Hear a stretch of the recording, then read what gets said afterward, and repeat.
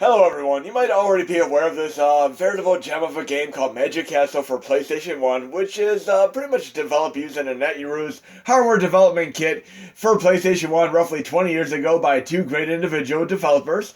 And it was taken on new form very, very recently. It is going to get finished up with a 4-player mode activate, as well as Japan language translation, etc. I mean, it has room for improvement, and the people working on this are doing an incredible job. Very, very, very awesome stuff indeed. But in any case, you might remember a few years ago when I used to do some tutorials for the NES Classic, SNES Classic, etc. Pre-USB host, mind you, where we didn't have enough memory on our internal NAND flash memory. I mean, we're talking like 200 megabytes on the SNES Classic and literally like 300 megabytes on the NES Classic, and that is simply not enough. And on the Mega Drive Mini, even less. It's like half of that. It's like 150 or so. But luckily, with the latest hashi, we have more memory to atone for. But this is so awesome, and what I did here is a little bit of magic. I got the game down from, initially it was 278 megabytes, while it was extracted in the bin and Q format. In zip format, it's 195 megabytes. I did a little bit of magic here, and I got it down to 23 megabytes in size. And we're going to do a little bit of a test demonstration here and make sure it all works out fine. But yes, it went down literally like 75 plus percent. We should say almost 80% here. But let's test this out on the system right now. I'm going to unplug the drive, plug it into my PlayStation Classic, and we'll check it out on there. Now I'll throw this on my Google Drive before the release so you can enjoy for now. And I'm going to be running this on the HD Extreme Core for PlayStation 1. Let's get this booted up here and test it out. As I said, not everybody has like room to spare on their NAND, especially on the Mega Drive, SNES, NES Classics. So it is what it is. So I did what I could to get it smaller size. So we're going to load it right now. Let's go to low content, Star Trek Dummy. PlayStation 1. Like I said, I love my dungeon crawler games, and I just found out, and I didn't even know about this game called Hades on Switch and, of course, on Steam. It's a roguelike game made by the creators of Bastion, and Bastion was such a great game. We're doing Magic Castle here, and again, this is the 23 megabyte rip right now. We're going to load this up with the, let's go to the 70 cores here. We'll do the HD Extreme Core, so we can run it in higher definition mode activate. And I'm going to make sure that I have this synced here. Audio. Synced. We want to have it at a nice speed here. Start the game. Now loading. And if it's like Gauntlet, it should have characters similar to Gauntlet, right? Let's check this out. And by the way, I did have a Yaroze, and it's very, very cool. It was actually not that hard to obtain, and I was able to make shmups on it and stuff, but it takes a little bit of effort to do that type of stuff. It was not very user-friendly at the time. New game. We can choose between a knight, a wizard, a fighter, and archer. And I almost always pick the archer in games. So we're going to play the archer here. And I guess they're going to try to fix it up so we can have 4-player mode activate. That'd be so damn awesome to have it like that. And by the way, one of my favorite games ever is obviously Gauntlet Dark Legacy, which I would love to see Warner Brothers, who owns the current rights to it, throw onto like PS4, Switch, or even Xbox One. But so far, so good. Okay, not bad. Kind of reminds me of the graphical style of like an earlier Rare game on Nintendo Entertainment System. A little bit of Immortal as well. Immortal was a fun game. Where do I go from here? I guess I'm going to go through this door. I don't need a key to open this door quite yet, I guess. Oh, we got blobs! The universal enemy and RPG actioners. We have a key. Mini SP potion obtained. But yes, 22 megabytes for the win here, working just fine. And initially I thought this game would be like Deadly Towers, but it actually is a pretty darn good game. And by the way, even though Deadly Towers is universally hated by a majority of people, it has its niche cult following. It really has an intriguing element to it if you dig in a little bit deeper. I mean, it is an interesting game to learn. Interesting music here. So music's intact. I primarily removed the video. I'll have on my Google Drive the full version as well as the version with the video rip, because I want to be able to get this for you to be easily digestible at only 23 megabytes on your mini classics. Interesting game though.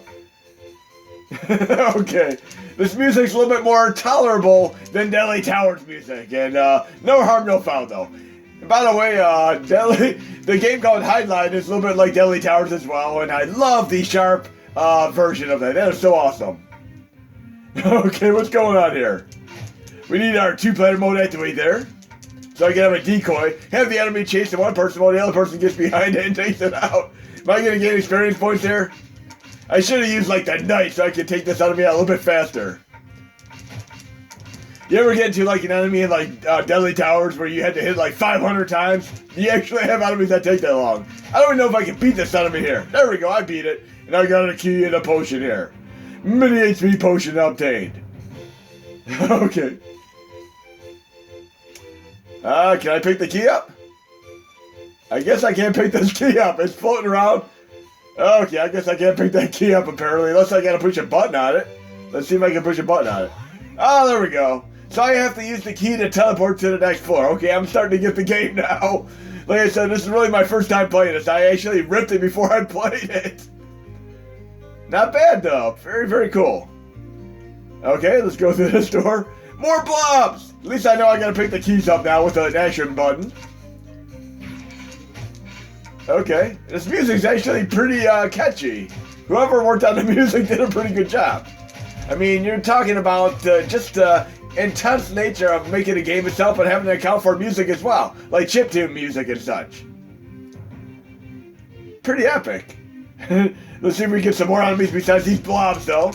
And we all know our blobs from Dragon Quest and such. And Dragon Quest is one of those games that really a lot of people got just by simply subscribing to Nintendo Power. I mean, they gave it away for free with a Nintendo Power subscription. In any case, Google KMFDManic Release, scroll down on my release page, go to my Google Drive, Games Folder, PlayStation 1, and I'll have this game on there.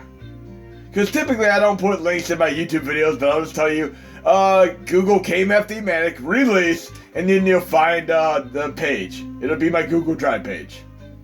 And I'll have this in the release as well. And thanks to all who've worked on this game. It's really, really surprisingly cool. I thought it would be like Deadly Towers and Craptacular, but it's actually pretty fun indeed. And I'm looking forward to updates for this and having a 4-player mode activate, which I'll definitely do doing on my minis.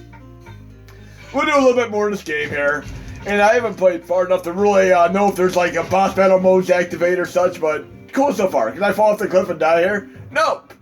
Okay, it's not quite like Dragons there. Like the original ColecoVision version on Adam. That was a fun one. It had levels kind of like this, but you can fall right after the precipices of doom. Okay. So first, oh, I can climb the vines too.